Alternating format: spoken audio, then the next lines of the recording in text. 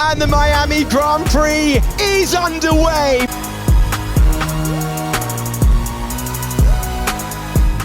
Hey, I'm Serenity, and welcome back to my kitchen, and welcome to another episode of Pit Lane Sweets and Treats. Let's get our apron on. Is this Pit Stop Sweets and Treats or Pit Lane? I keep getting that confused, actually. And cover our IndyCar merch, where we bake one dessert inspired by our hosting country on the F1 calendar all year round. This week, welcome to round 6 in Miami, Florida.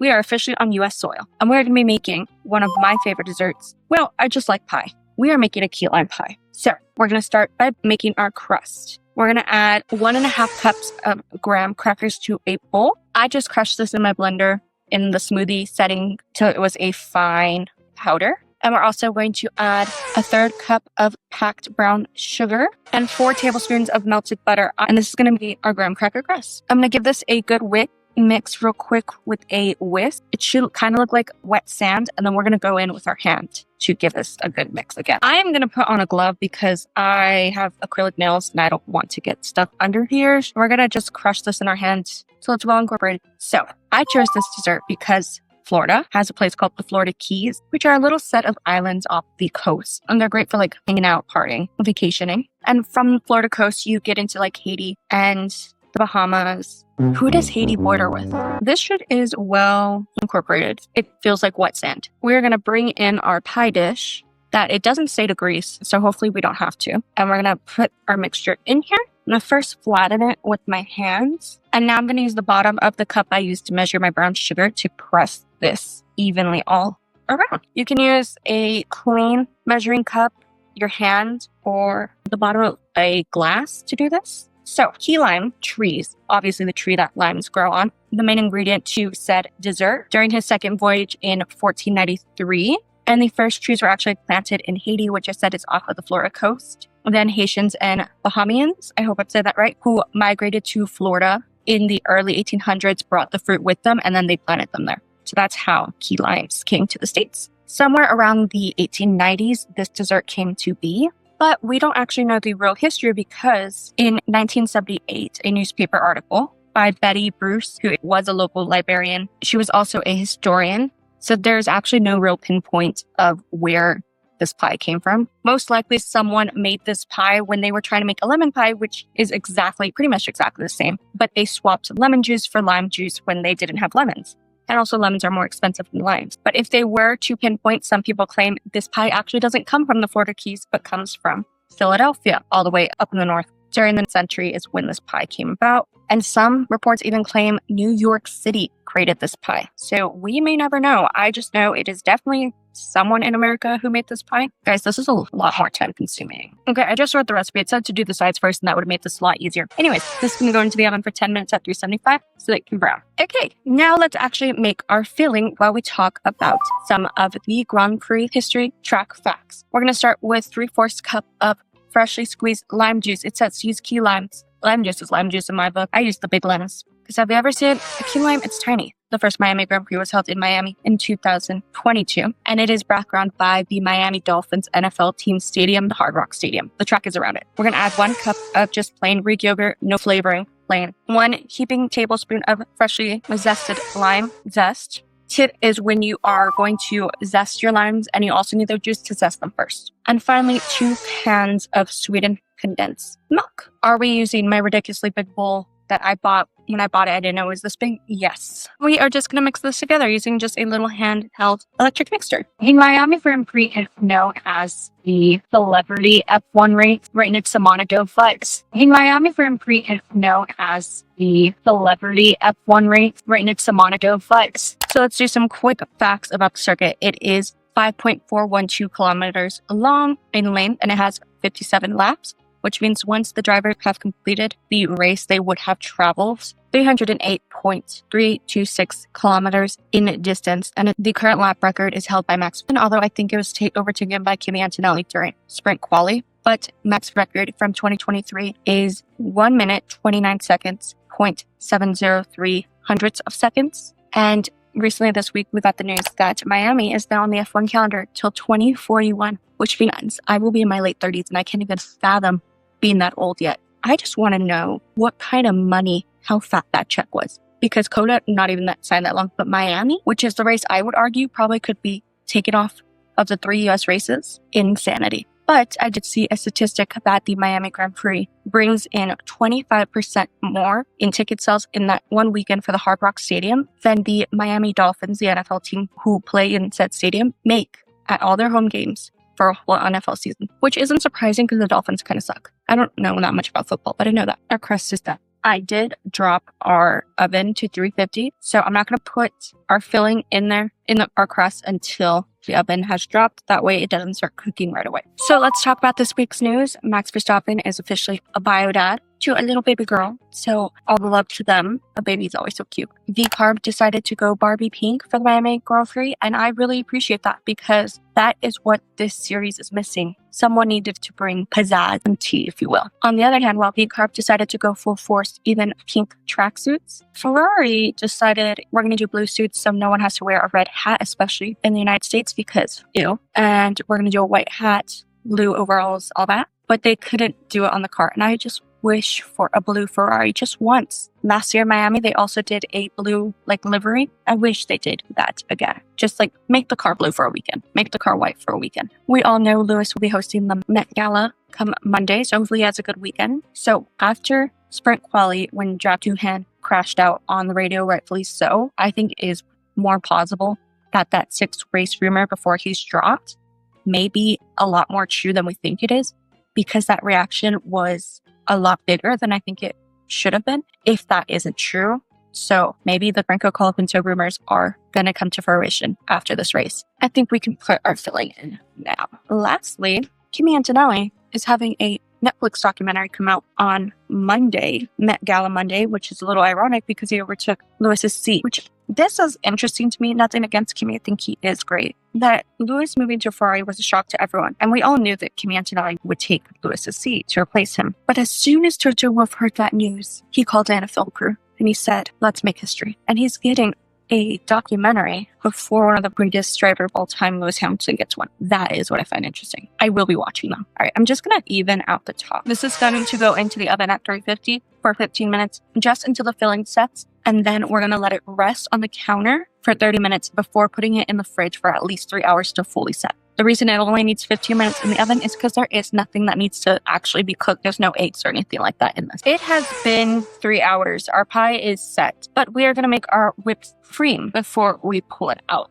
I'm just going to pull out my heavy whipping cream from the freezer. It's been in there for about 10 minutes. This is a little hack for you. This cream needs to be extremely cold. And we are just going to pour this into a medium-sized bowl. And using an electric mixer, we're going to whisk this till sauce peaks. I prefer to use my KitchenAid, but I don't want to get it out. And while we do this, we're going to get into feminism and our hosting country. I'm currently reading this book faster, and if you didn't know, my degree is in women, gender, and sexuality studies, and I thought it'd be insightful to bring my educational background into this series. The book is basically about how F1 was used to cover up Nazi Germany at times and sports tourism in that. And with my background in feminism, I wanted to discuss how some of our hosting countries are hiding really bad things that are happening to their citizens while the glitz and glamour of F1 is happening. Now, I debated how I wanted to structure this segment because we have 3 US races, as you know. The other 2 are not till October, November, which is about 5-6 months. And a lot can change in the US in that time. Hopefully for the better, but I don't know. And I have these 3 races to explore different topics in US feminism, but this is not the same in the United States it was a year ago. And what I study specifically is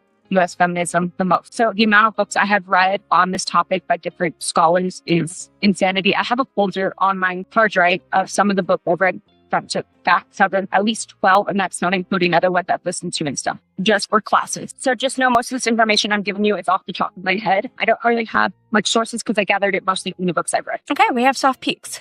So I had to turn that up real high. To this, I'm going to add 1 teaspoon of lime.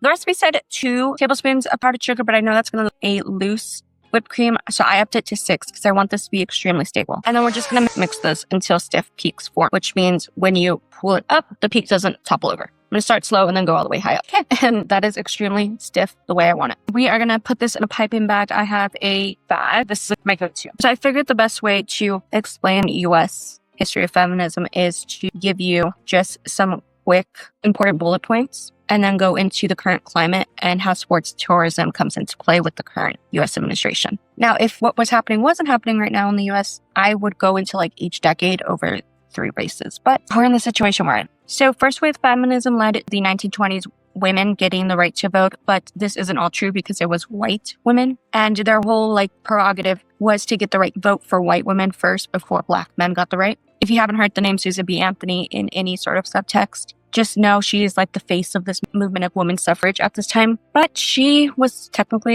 just wanted white rights. She didn't really care about anyone else except her own gain. I'm also going to cut a whole lime. I saved the 2 that looked the prettiest. I'm just going to cut them as thin as I can. And one of my favorite feminists in all of history, Ida B. Wells, is from this. And you also may know Sojourner Truth, whose work was edited to make her sound less intelligent than she actually was. But Ida B. Wells Barnett, because she did get married, was harassed by Susan B. Anthony not to have kids, even though in the public Susan B. Anthony would say having kids is a good thing. She said it would ruin Ida's career. And just now, Ida did amazing work at this time. It wouldn't be till 1965 where all people who were not white, all women, got the right to vote. So the minorities. The second wave came between 1963 to the 1980s, and it brought the Equal Pay Act, kind of Roe v. Wade, which is the right to abortion, and the National Women's Political Caucus. I would say this is the U.S. feminism you are probably most familiar with. But again, like the first wave, which was the suffrage movement, second wave was criticized for centering privileged white women and their wants. And it was also the time where women could get a credit card in their own name. By the end of the 1980s, Reagan was though in office, and pretty much everything wrong with the U.S. today economically can be blamed on Reagan. Third wave can be linked to Anita Hill, who testified against Supreme Court Judge nominee Clarence Thomas, who is literally one of the worst people on that bench, essaying her, and she was not believed.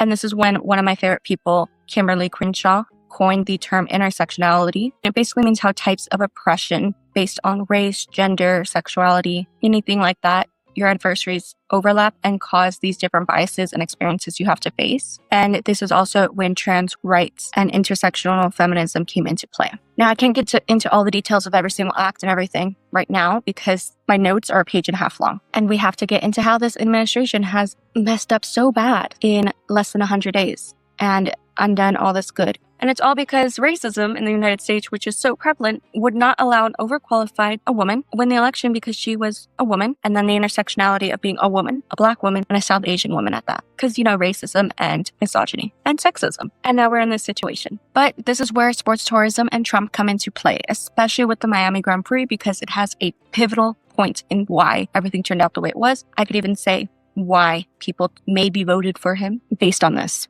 Last year at Miami, the McLaren Garage, which is my team, totally fault them for this, along with the FIA president, Mohammed bin Zayed, shook hands with Trump and had him in the garage as a guest, a political figure, a felon in the garage, along with Zach Brown, who is McLaren CEO, taking pictures. There was also Norris saying it was an honor to meet someone of that caliber about the orange Oompa Loompa, which we can absolutely criticize him for that. But you can also say he's a rich man who lives in Monaco and he's also British. So maybe he doesn't know the extent of US politics. I know a lot about British politics because I have family in England. I do want to say, though, what I'm saying is not just a US thing that is happening. I've seen it happen in England. TERFs are winning. Trans people are losing their rights over there. Trans people in the States are losing their rights. It's happening in Canada. It's happening in South Korea. Conservatism is on the rise. And it's something that we should be alarmed of. There is some comfort in knowing that the United States is not the only place, but there's not comfort knowing that this is happening at an alarming rate. So with Trump being in at the Miami Grand Prix last year, which is a Republican state where books are being banned and education is one of the worst in the nation, let's not even get into US education being horrible, it made the audience feel like he was more palatable, even though he is a felon. But hey, that's how the sport works, because Flavio Briatore, Jos Verstappen, Christian Horner, all allowed in the paddock.